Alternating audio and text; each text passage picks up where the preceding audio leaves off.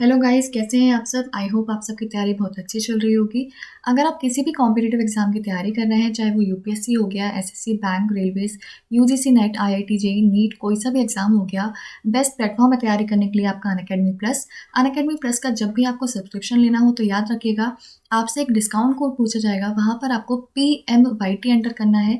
जैसे ही आप PMYT enter करेंगे, आपको मैक्सिमम डिस्काउंट मिल जाएगा। ये आपका हर कैटेगरी पर वैलिड है। जितने भी गवर्नमेंट जॉब एस्पिरेंट्स हैं उनके लिए बहुत ही इंपॉर्टेंट न्यूज़ है, बहुत भी बड़ी अपडेट है। क्या न्यूज़ है? यूपीएससी ने अपना नोटिफिकेशन रिलीज़ कर दिया है सिविल सर्विसेज एग्जाम के लिए। हाँ जी, यूपीएससी सिविल सर्विसेज एग्जाम 2021 के लिए आपका नोटिफिकेशन आ चुका है। कब से कब तक आप फॉर्म फिल कर सकते हैं, क्या एलिजिबिलिटी है, एग्ज़ाम डेट्स क्या रहेंगी, क्या एग्ज़ाम पैटर्न रहता है, एज लिमिट क्या है, सब कुछ हम यहाँ पर डिस्कस करेंगे। बिना किसी देरी के वीडियो में आगे चलते हैं।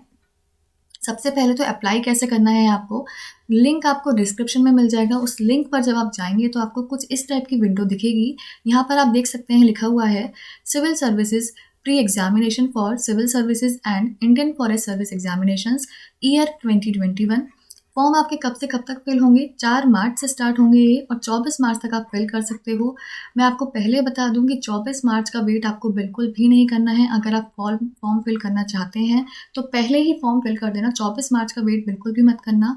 सबसे पहले तो पार्ट 1 रजिस्ट्रेशन जो है आपको यहाँ पर जाना होगा। यहाँ पर आपसे कुछ डिटेल्स पूछी जाएंगी, वो आपको फिल करनी होंगी। जब ये कंप्लीट हो जाएगा फिर आप जाएंगे पार्ट 2 रजिस्ट्रेशन पर। यहाँ पर कुछ डिटेल्स पूछी जाएंगी, वो आपको फिल करनी रहेंगी। जब ये सारा कंप्लीट हो जाएगा फिर आपका फॉर्म भर जाएगा। तो लिंक आपको डिस्क्रिप्शन में मिल जाएगा, यहाँ से आप फॉर्म फिल कर सकते हैं। डेट्स ध्यान रखना, 24 मार्च तक आपका फॉर्म फिल होगा शाम 6 बजे तक। एडमिट कार्ड जो है वो आपका 3 हफ्ते पहले रिलीज़ कर दिया जाएगा। ऑनलाइन ही आएगा तो आपको डाउनलोड करना रहेगा, पोस्ट के थ्रू ये नहीं आएगा। ये बात हो गई आपके इंपॉर्टेंट डेट्स की। 4 से लेकर 24 मार्च तक आप फॉर्म फिल कर सकते हैं।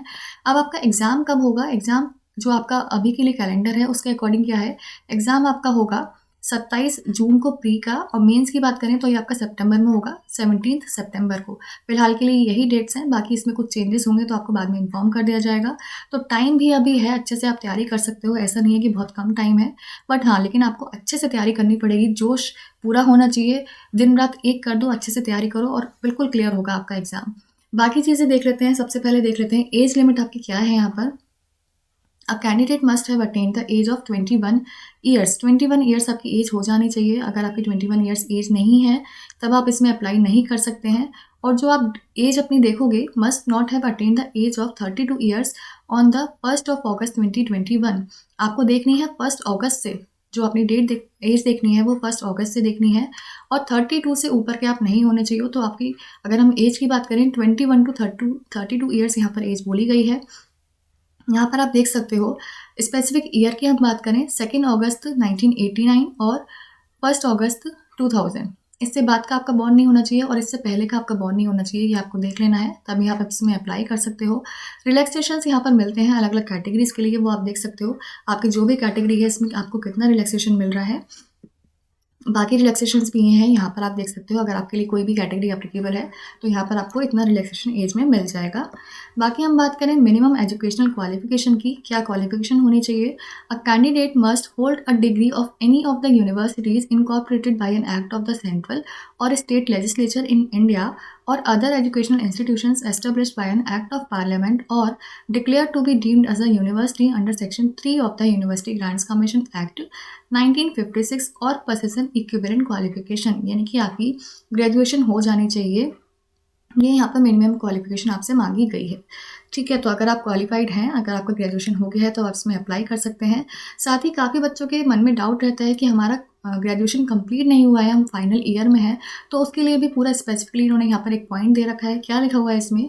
Candidates who have appeared at a qualifying examination the passing of which would render them educationally qualified for the commission's examination but not have been informed of the result, as also the candidates who intend to appear at such a qualifying examination will also be eligible for the admission to the civil services preliminary examination.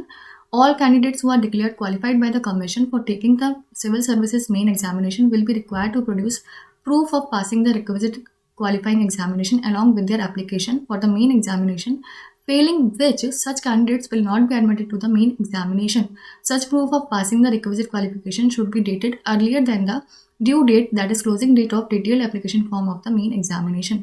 मतलब कि क्या है, हो सकता है आपके exam हो गए हों लेकिन आपका रिज़ल्ट नहीं आया हो, तब भी आप अप्लाई कर सकते हो।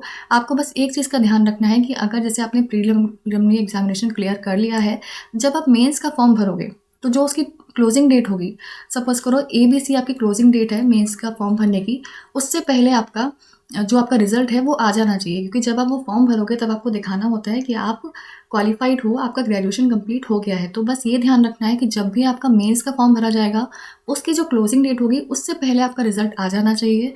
तो अगर आप अभी रिज़ल्ट का वेट कर रहे हो, एग्ज़ाम दे चुके हो या फाइनल ईयर में हो और आपको लग रहा है कि मेंस का जो क्लोजिंग डेट है उससे पहले आपका रिज़ल्ट आ जाएगा, तो इस पे आप अप्लाई कर सकते हो, कोई दिक्कत वाली बात नहीं है। आराम से तैयारी करो, आराम से अप्लाई करके एग्ज़ाम आप दे सकते हो। तो ये डाउट भी आपका यहाँ पर क्लियर हो गया होगा।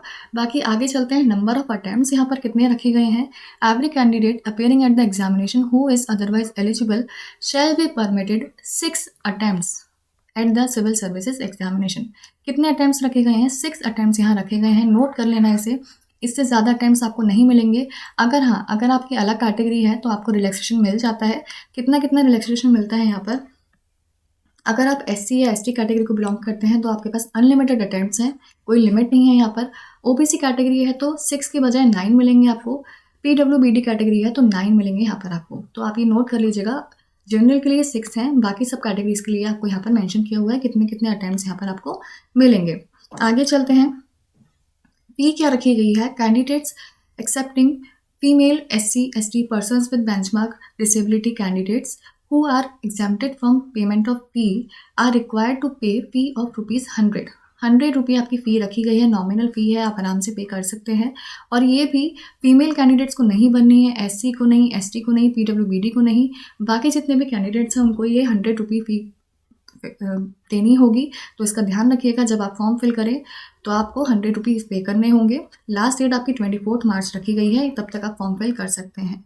आगे चलते हैं, एग्ज़ाम आपका कैसे कराया जाता है। एग्ज़ाम आपका 2 स्टेजेस में होता है, एक तो होता है आपका प्रीलिम्स, दूसरा होता है आपका मेंस। प्रीलिम्स आपका ऑब्जेक्टिव टाइप होता है, इसमें क्या होता है, आपके 2 पेपर होते हैं, पेपर 1 और पेपर 2। पेपर 1 जो होता है उससे आपकी कट ऑफ डिसाइड होती है, उसमें जो कट ऑफ निकलती है उसके बेसिस पर आपका सिलेक्शन होता है या फिर नहीं होता है। पेपर 2 जो होता है उसमें आपका, जिसे आप CSAT के नाम से भी जानते हैं, उसमें आपका मिनिमम क्वालिफाइंग मार्क्स 33% रखे जाते हैं। तो अगर आपने वो क्वालिफाई नहीं किया तो आपका पेपर 1 भी चेक नहीं किया जाएगा। यहाँ आप देख सकते हैं, the commission will draw a list of candidates to be qualified for civil services main examination based on the criterion of minimum qualifying marks of 33% in GS paper 2 of civil services pre examination and total qualifying marks of GS paper 1 of civil services pre examination as may be determined by the commission. यहाँ पर paper 2 में आपको 33% minimum लाने ही होंगे, तभी आपका paper 1 check होगा। उसके बाद इनके मिला के आपकी कट ऑफ निकाली जाती है, उस कट ऑफ को आप क्वालिफाई कर जाते हैं तो आप मेंस में अपीयर हो सकते हैं। मेंस में आपके अलग अलग पेपर होते हैं। अच्छा हाँ, यहाँ पर नेगेटिव मार्किंग भी आप देख लेना, 0.33 की आपकी नेगेटिव मार्किंग रखी जाती है। तो तुक्केबाजी नहीं करनी है, अच्छे से पढ़ के जाओ और जिसमें आप श्योर हो वही लगाना है आपको। 0.33 की नेगेटिव मार्किंग भी होती है। फिर जब आप इसमें क्वालिफाई कर जाओगे फिर आपका मेंस का एग्ज़ाम होगा। मेंस में आपके अलग अलग पेपर्स होते हैं, टोटल आपके 9 पेपर्स मेंस में कराए जाते हैं, जिसमें से 2 आपके कंपलसरी होते हैं और क्वालिफाइंग होते हैं। अगर आपने वो क्वालिफाइंग पेपर्स क्लियर नहीं करे तो बाकी पेपर्स पे आपके चेक नहीं होंगे, पहले वही पेपर चेक होते हैं। तो ये आपका मेंस का हो गया। जब आपका मेंस का हो जाएगा फिर आपकी कट ऑफ निकलती है, फिर आपको इंटरव्यू के लिए बुलाया जाएगा और इंटरव्यू आपका 275 मार्क्स का है। यहाँ पर देख सकते हैं आप, 275 marks with no minimum qualifying marks. इसमें ऐसा नहीं है कि आपको इतने मार्क्स लाने ही लाने हैं, आपका 275 मार्क्स का टोटल ये होता है। ठीक है, फिर फाइनल मेरिट जो होती है वो आपकी निकलती है किसके बेसिस पर, मेंस और इंटरव्यू के बेसिस पर आपकी फाइनल मेरिट निकलती है। उसके अकॉर्डिंग आपका फिर आपको पोस्ट दी जाती है प्रेफरेंस के अकॉर्डिंग और मार्क्स के अकॉर्डिंग। तो ये हो गया आपका पूरा पैटर्न एग्जाम का। पहले होता है प्री, फिर होता है मेंस एंड देन होता है आपका इंटरव्यू। ये हो गया पूरा पैटर्न। बाकी अगर आप अच्छे से तैयारी करना चाहते हो, अभी भी टाइम है, पूरे जोश के साथ आप तैयारी करो। बेस्ट एजुकेटर्स आपको मिल जाएंगे अनअकैडमी प्लस पर। आपके लिए अनअकैडमी पर कोई भी फ्री क्लास आपको देखनी हो, टेस्ट सीरीज़ आपको देखनी हो, टेस्ट सीरीज़ लगानी हो, क्लासेस देखनी हो, कुछ भी आपको चाहिए हो तो आपसे एक इनवाइट कोड पूछा जाएगा। वहाँ पर ध्यान रखना PMYD आपको अप्लाई करना है। इसके अलावा अगर आप पेड सब्सक्रिप्शन भी लेना चाहते हो, तब भी आपसे जब कोड पूछा जाएगा वहाँ पर भी आपको पीएमवाईटी अप्लाई करना है। पीएमवाईटी तो आप नोट कर लो, अगर आपसे कहीं भी पूछा जाता है, कोई भी कोड पूछा जाता है कहीं भी, हर जगह पीएमवाईटी ही आपका अप्लाई होगा, चाहे वो डिस्काउंट कोड हो गया, इनवाइट कोड हो गया, हर जगह आपका पीएमवाईटी अप्लाई होगा। बेस्ट एजुकेटर्स आपको यूपीएससी कैटेगरी के यहाँ मिलेंगे। सबसे सही रहेगा आप यहाँ से तैयारी करोगे तो बेस्ट कंटेंट आपको यहाँ प्रोवाइड कराया जाता है। लिमिटेड टाइम में अच्छे से आप तैयारी कर सकते हो, प्रॉपरली स्ट्रैटेजी बना के तैयारी कर सकते हो। बेस्ट एजुकेटर्स हैं। जब आप सब्सक्रिप्शन लो तो ध्यान रखना, जब आपसे कोड पूछा जाएगा पीएमवाईटी अप्लाई कर देना, जिससे कि आपको मैक्सिमम डिस्काउंट मिल जाए। इसमें आपकी live classes, mock test, class PDF, doubt sessions, class recording सब कुछ इंक्लूड होता है। कुछ भी अलग से पे नहीं करना है किसी के लिए भी। सारे टीचर्स के काफ़ी सारे बैचेस भी आते हैं, जिस बैच में चाहो उसमें एनरोल कर सकते हो। किसी के लिए भी कुछ भी अलग से पे नहीं करना है। ध्यान रखना पीएमवाईटी कोड ही है जो कि आपको मैक्सिमम डिस्काउंट दिलाएगा। एक बार फिर से मैं आपको याद दिला दूँ कि जो आपका फॉर्म भरा जाना है वो आपका 4 मार्च से लेकर 24 मार्च तक भरा जाएगा। लास्ट डेट का वेट बिल्कुल भी नहीं करना है। 24 मार्च से पहले ही पहले फॉर्म भर देना जो भी फिल करना चाहता है। अच्छे से तैयारी करो और इस बार लिस्ट में आपका नाम होना ही होना चाहिए। All the very best.